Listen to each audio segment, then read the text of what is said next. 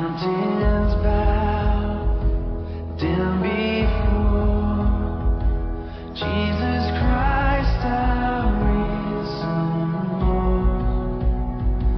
Jesus Christ, our risen.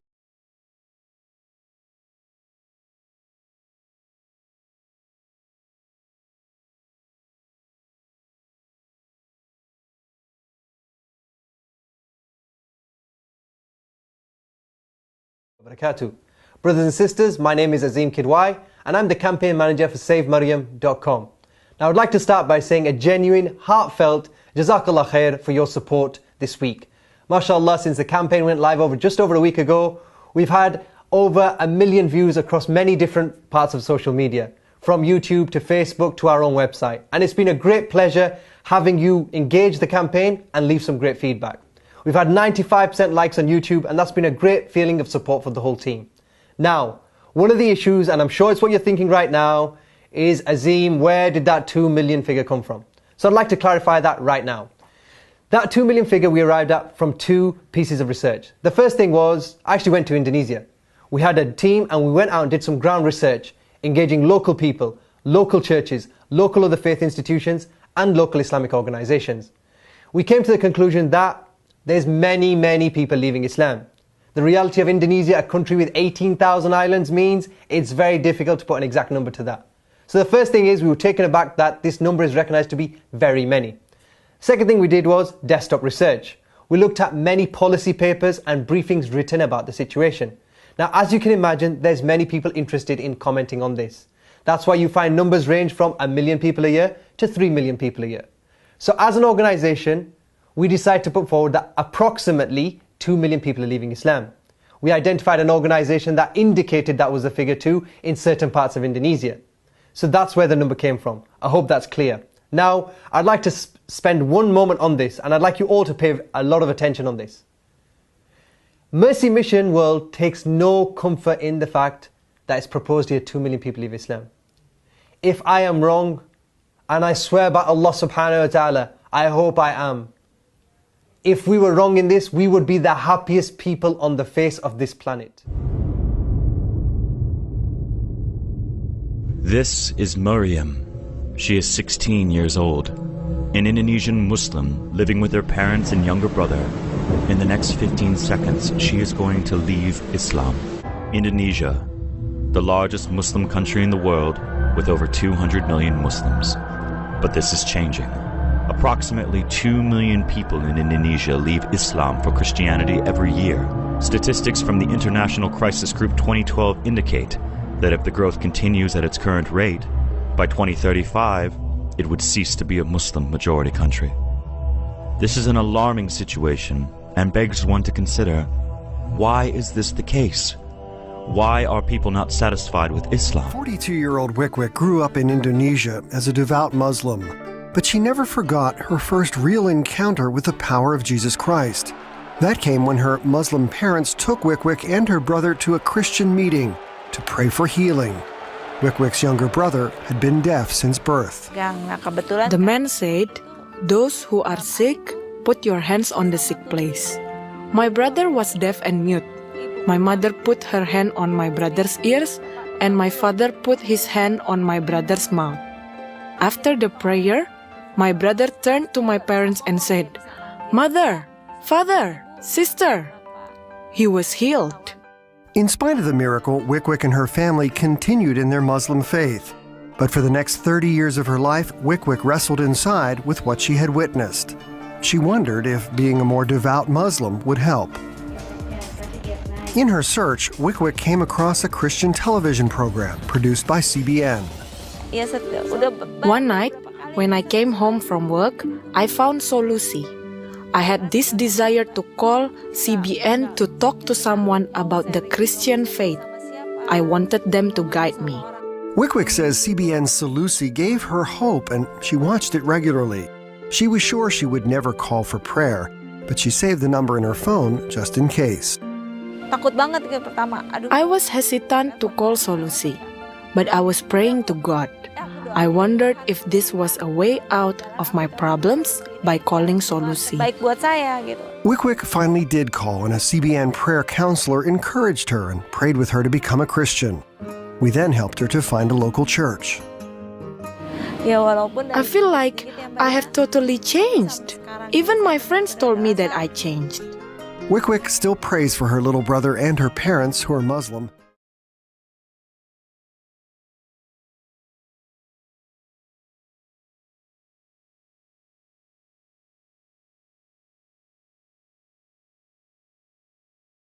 Okay, say hello. All right, so we are in Jakarta to worship God, and we are very excited to do this. Philip Blair, Torch of Christ Ministries, we love you so very much.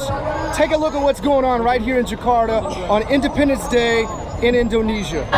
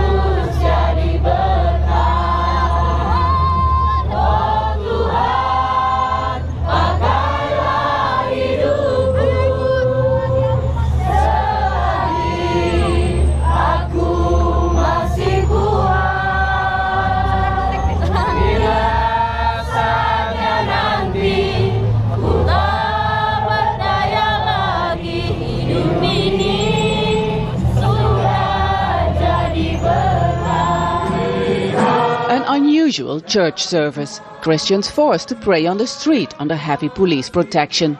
Their church in West Java was closed by the authorities after pressure from Islamic groups. By praying in the open, they want to put pressure on the authorities to guarantee their fundamental rights. It is absolutely the failure of the state, the government. It is the very right of the citizen, for each and every citizen. By our constitution, we have the right to worship our God according to our own belief. Christians praying on the sidewalk right in front of their closed-off church, heavily guarded by police.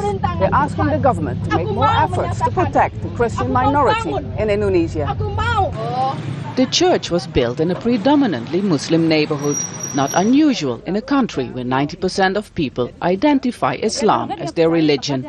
The fragile balance between religions here in West Java is being tested. Why don't they find a place where no Muslims live? This is a Muslim base. It's up to them where they want to build their church, just not here. Attacks against Christians are on the rise. In the past 2 weeks, a Muslim mob burned down a Christian center in West Java after rumors spread that a church was to be built. Christian organizations say 20 churches have been forced to close this year, compared with 7 closures in the whole of 2009. Most of the attacks are being blamed on small violent groups like the Islamic Defenders Front. During a recent protest, some Muslim groups vented their anger at what they call Christian provocations. They blame Christians for posting anti-Islamic messages on the internet. Emotions ran very high.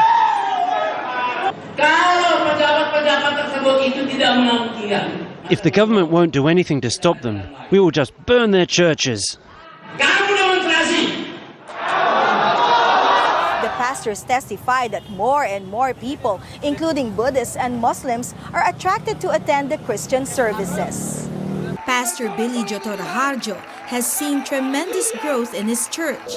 The congregation has increased from 400 to more than 6,000 members in just 4 years. We always pray open heaven. God, we pray open heaven. God touch people, even in outside. They got healed. Outside, they got saved.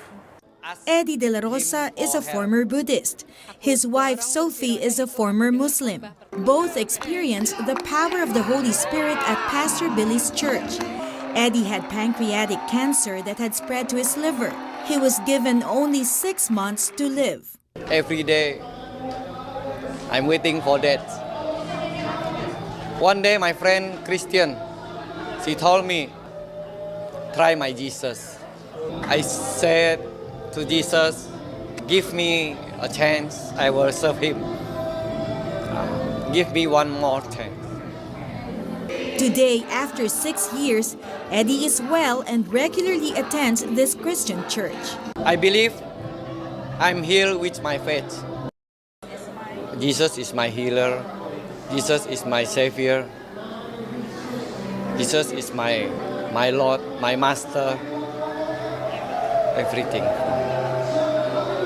Sophie first came to the church when she brought her parents-in-law to the service. There I felt at peace. When I went home in the evening, I turned on the radio and I heard the Muslim prayer and I prayed, God, please lead me to the right way.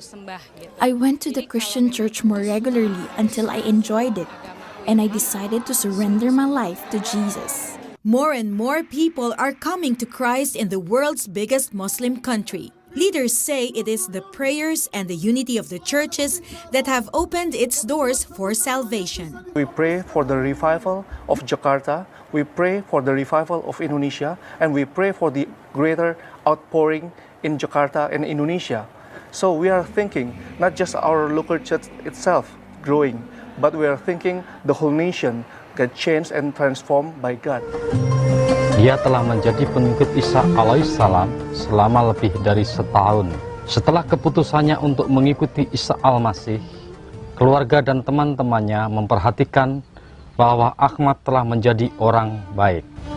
Dia menjadi seseorang yang lebih mengasihi dan bertanggung jawab dan lebih setia berdoa dan menceritakan imannya dalam Al-Masih kepada istri bersama anaknya. Mereka berkumpul bersama sebagai keluarga untuk belajar kitab suci Injil dan berdoa.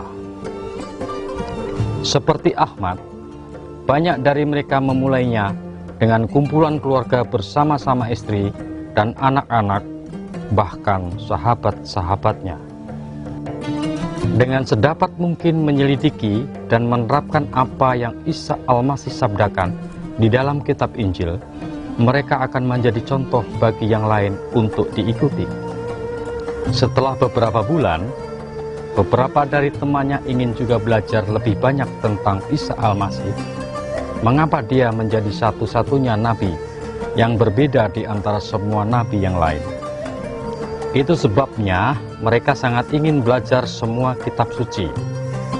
Sekarang mereka bertemu sedikitnya sekali seminggu, tapi di luar jadwal mereka juga sering berjumpa. Bahkan di lingkungan rumahnya, istri Pak Ahmad membuat kumpulan khusus ibu-ibu. Melalui kumpulan ini, kebiasaan mereka lebih berarti. Silahkan duduk Pak, langsung saja. Waalaikumsalam. Assalamualaikum warahmatullahi wabarakatuh. Waalaikumsalam warahmatullahi wabarakatuh. Saudara-saudara, marilah kita menghormati kehadiran Isa al-Masih di tengah-tengah kita, bahwa dia pernah bersabda, di mana 2-3 orang berkumpul di dalam namanya, ruhnya hadir di tengah-tengah kita. Kita datang dengan kerendahan hati pada Isa al-Masih, kalimatullah yang hidup dan menjadi korban bagi kita, dan kita boleh hidup dalam kebahagiaan. Malam ini sebelum kita mulai, saya ingin memutarkan sebuah kaset yang berisi pembacaan kitab Injil dalam bahasa Arab yang dikirimkan oleh seorang saudara dari Mesir. فصلوا أنتم مثل هذه الصلاة.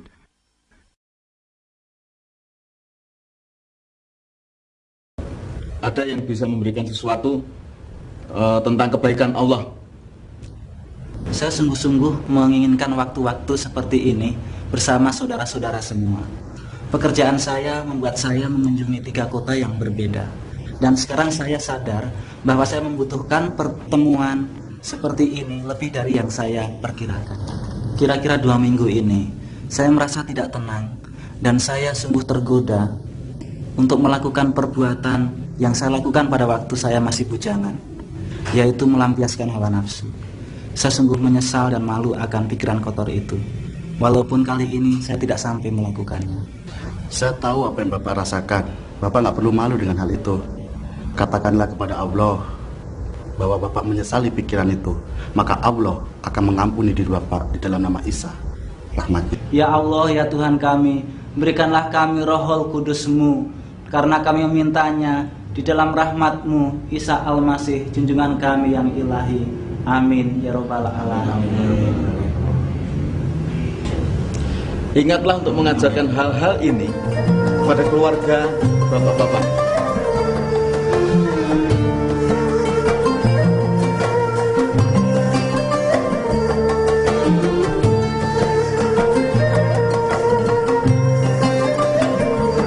Indonesia's church is adding more people every day. Welcome everyone to Christian World News. I'm Wendy Griffith. George Thomas is on assignment. Radical Muslims are pressuring officials to close churches and jail pastors in Indonesia. That's not all. The militants stir up violent mobs to destroy the buildings and threaten believers. But that's not stopping the church from growing in the world's largest Muslim-populated nation. CBN Asia correspondent Lucille Toluson reports from West Java. Shouting bongkar, which means tear down. These Muslim protesters are demanding a Christian church be shut down. Scenes like these are common in some Muslim-dominated areas in Indonesia. In a city in the province of West Java, all of its 29 Christian churches have been forcibly closed, even after meeting the requirements needed to operate legally as a church. The pastors here are saying that the main reason is because Muslim extremists are pressuring the local government for them not to grant licenses to these churches. Indonesia's most radical Islamic group, the Islamic Defenders Front, is the driving force behind the church closures. Many times it turns violent, like this scene of radical Muslims storming a Pentecostal church. Angry members of the Islamic Defenders Front barged into our church and destroyed our musical instruments, chairs, everything. It's been more than a year since I passed all requirements to obtain a legal permit for our church, but the local government did not pay attention to it. And because I was holding Sunday service without a permit, they put me in jail for 3 months. My arrest was illegal, but the police arrested me because the angry Muslims were waiting outside the church. But even behind bars, Pastor Bernard continued to share God's message. Christians inside the prison invited me to give the sermon. I preached that God never leaves us and He is present in each of our situations. This blessed the prisoners, including the Muslims.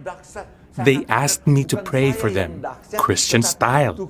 And when I laid hands on the sick, they got well. For several months, Pastor Bernard's church held services in an open field. Today, they are worshiping in private homes. Pastor Caleb's church has not been targeted by the radical Muslims, and that's because a Muslim leader, who is his friend, protects them from the Islamic Defenders Front. I have a good relationship with this Muslim imam. I shared with him that Jesus is not only a prophet, that he is also God. We respect each other's beliefs, but he also reads the Gospels, which is part of the Quran, and I heard him preach about God's love in the mosque. Despite the persecution of Christians, Pastor Caleb says reliable research shows the number of Christians in Indonesia has significantly increased. Indonesia is now 20% Christian. There can be more, but in their IDs, they are still Muslim. There are also the underground churches. Indonesia still has more Muslims than any other nation in the world. But Pastor Caleb believes that the rise of Christianity will bring a spiritual and societal transformation.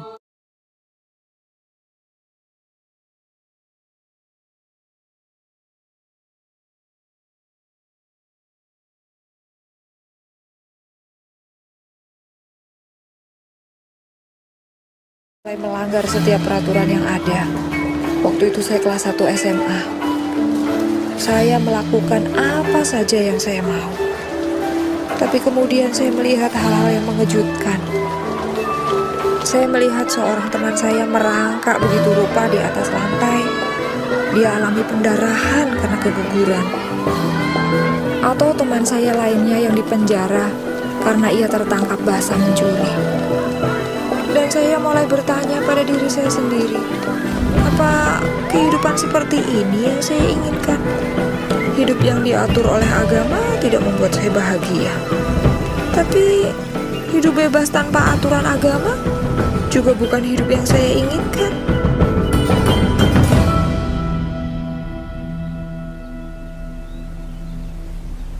Kemudian Ramadan tiba, dan saya mendapati diri saya kembali kepada iman saya. Setelah sekolah, saya mulai menghabiskan waktu dengan membaca buku-buku agama dan mengaji. Saya mulai membaca Al-Quran dengan tulus dan merasakan keinginan yang besar untuk lebih dekat dengan Allah. Saya benar-benar ingin mendapatkan kedamaian.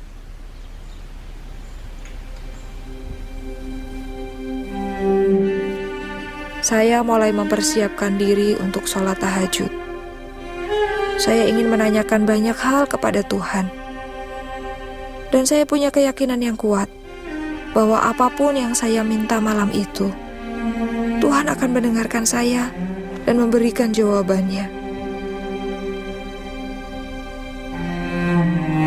Allahu Akbar.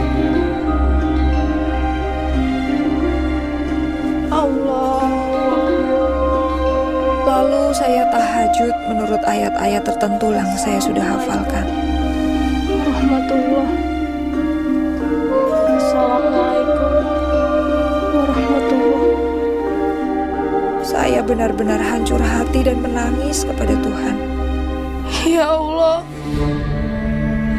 dari hati saya yang paling dalam, saya ingin menyenangkan Kau lebih dari apapun.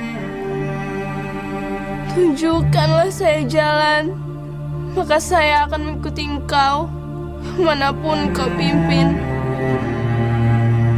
Tapi jika Engkau tidak menunjukkan jalan mana yang harus saya tempuh malam ini juga, jangan salahkan saya. Jangan salahkan saya, karena saya memilih jalan saya sendiri. Namun, jika Engkau menunjukkan siapa dirimu dan apa yang Kau inginkan dari diri saya, maka saya akan mengikutimu kemanapun Kau membawa saya.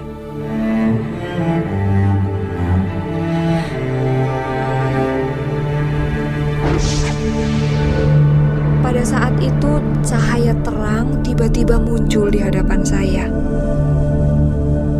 Kemudian membentuk sesosok manusia yang memakai jubah putih.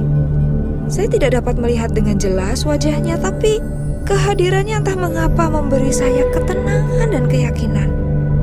Dan tiba-tiba, entah bagaimana saya menyadari bahwa dia adalah Isa. Dan dia berkata, "Ikutlah aku." Dini, ikutlah aku. Saya bingung karena saya pikir, Tuhan, saya ini kan orang Islam, bagaimana mungkin saya mengikuti Engkau? Kau adalah orang yang dipanggil Tuhan oleh orang-orang Kristen. Tuhannya orang murtad yang tidak mengenal Allah. Dan ia menunggu saya untuk datang kepadanya. Air mata saya mulai menggenangi wajah. Dan akhirnya saya berkata, "Tuhan, jika ini adalah jalan kebenaran, maka saya ingin mengikuti Engkau." Pada saat itu saya merasakan damai yang belum pernah saya rasakan. Saya melihatnya tersenyum dan kemudian pelan-pelan pergi.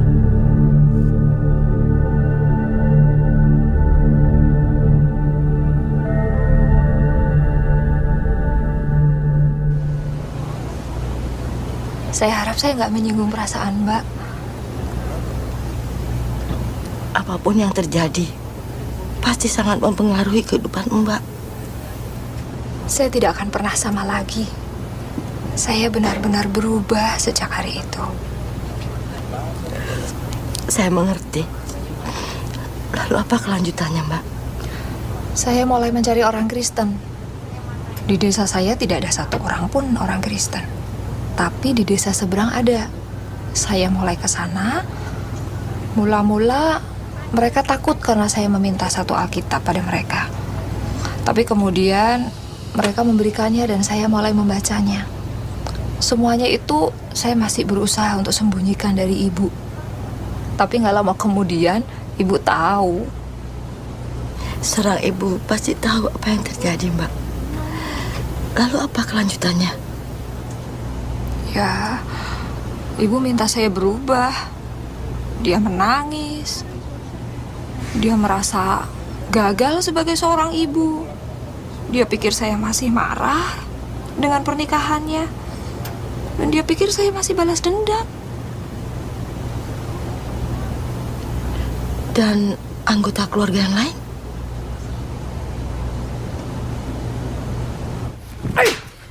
Terkutuk kamu! Kamu sudah bukan anggota keluarga ini lagi! Arif, jangan terlalu kasar. Dia masih perlu waktu untuk memikirkan kembali. Tapi dia sudah diberikan cukup banyak waktu untuk memikirkan ini kembali. Cukup! Cukup!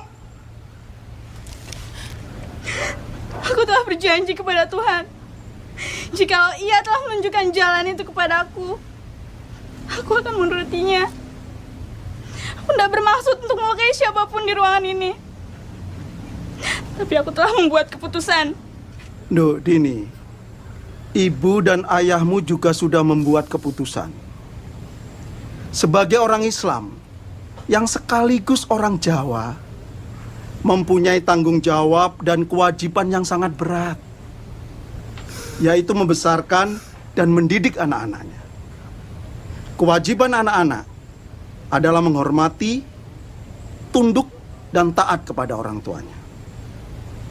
Jika kamu masih tetap saja senantiasa memilih jalan hidupmu sendiri dalam soal agama, maka kamu juga harus bertanggung jawab untuk hidupmu sendiri.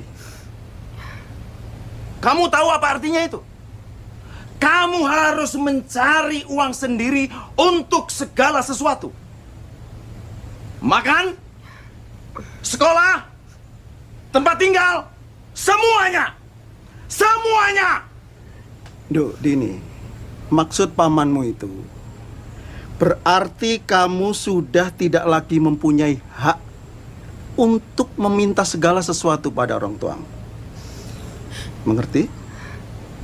Nah, sekarang ambil barang-barangmu dan pergi.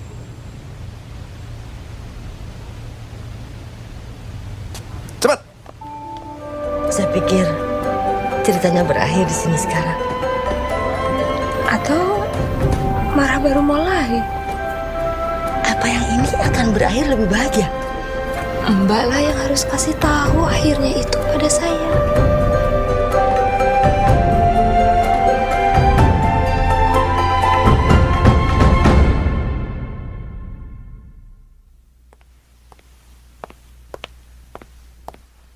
Ketika orang yang kita hormati mengecewakan kita merasa kecewa. Dan kepercayaan kita padanya menjadi buyar. Karena orang yang kita kagumi ternyata tidak seperti yang kita bayangkan. Yang lebih buruk lagi, kita memendam kepahitan. Semakin penting orang itu dalam kehidupan kita, semakin besar jadinya kekecewaan itu. Dini yang kala itu masih muda, merasionalisasikan bahwa ia punya hak untuk marah dan menjadi pahit. Marah dan pahit terhadap orang tuanya, terhadap bibinya, Sundari, dan saudara tirinya, Bambang, bahkan marah kepada Tuhan. Kemudian Dini mengalami perubahan yang luar biasa. Dini mendapatkan penglihatan akan Tuhan Yesus ketika ia mencari kehendak Tuhan atas hidupnya dan memutuskan untuk mengikuti Yesus kemanapun Yesus pimpin. Dengan cara yang tidak kita mengerti sebagai manusia, Yesus menembus dinding kamar tidurnya, mengelurkan tangannya kepada Dini dan berkata, "Ikutlah aku." Datang kepada Yesus adalah langkah pertama yang sangat bagus, Tetapi seperti kehidupan nyata yang Dini ceritakan kepada kita, kehidupan kita di bumi adalah perjalanan yang berliku-liku dan penuh dengan belokan, pemberhentian di luar jadwal, dan banyak pelajaran di sepanjang jalan. Namun kita percaya kepada Tuhan Yesus. Kita seperti Dini mengikuti Yesus kemanapun Yesus membawa kita dan melakukan apa yang Yesus minta. Bagi Dini ada banyak jalan yang bisa ia ambil. Semakin ia bertumbuh dalam perjalanan kekristenannya, Dini menyadari bahwa ada satu jalan yang perlu dilaluinya seutuhnya, yaitu jalan pengampunan. Suatu jalan yang tidak mudah diambil, tetapi Dini berhasil mengambilnya karena kekuatan kasih. Bukan sembarang kasih, tetapi kasih yang datang dari Tuhan. Kasih yang tidak bersyarat. Rasul Paulus menulis di 1 Korintus pasal 13 tentang kasih. Ia berkata bahwa kasih itu sabar dan murah hati. Kasih tidak pemarah dan tidak menyimpan kesalahan orang lain. Kasih percaya segala sesuatu, mengharapkan segala sesuatu, dan menanggung semua hal. Itulah kasih yang tidak pernah gagal. Kasih yang Dini selalu cari, bahkan ketika ia memberontak dan terhilang. Ini adalah kasih yang ia perlukan untuk mampu menahan penolakan dari keluarganya. Inilah kasih yang ia butuhkan untuk memaafkan orang-orang yang paling menyakitinya, termasuk sang ayah. Saudara, dengan kasih inilah Bapa di sorga mengasihimu. Ia mengasihimu apa adanya. Ketika Dini berseru kepada Tuhan untuk menunjukkan jalan kepadanya, ia tidak tahu bahwa Isa akan datang kepadanya dalam suatu penglihatan di suatu malam, menampakkan kemuliaannya dan meliputinya dengan kasih dan kelembutan. Namun itulah yang terjadi. Saudara, Yesus mungkin mendatangi atau tidak mendatangi Anda dalam sebuah mimpi atau penglihatan, itu tidak penting. Yang lebih penting adalah Tuhan mengasihi Anda dan Tuhan ingin Anda menjadi anak-Nya melalui iman dalam Yesus Kristus. Tuhan ingin Anda masuk menjadi anggota keluarganya dan hidup bersama Dia selama-lamanya di surga ketika hidup Anda berakhir di dunia ini. Apakah Anda siap membuka hatimu untuk Yesus seperti yang Dini lakukan? Jika Anda ingin menerima Yesus Kristus sebagai juru selamatmu, mari ucapkan kata-kata ini bersama dengan saya. Katakan, "Ya Tuhan, saya percaya Yesus. Saya menerima Yesus sebagai Tuhan dan Juru Selamat saya. Ampuni dosa-dosa saya dan jadikan saya anak-Mu ya Tuhan. Terima kasih. Dalam nama Yesus, amin." Sekarang Anda hidup dalam keselamatan abadi dengan Tuhan. Sekarang Anda anak Tuhan. Puji Tuhan.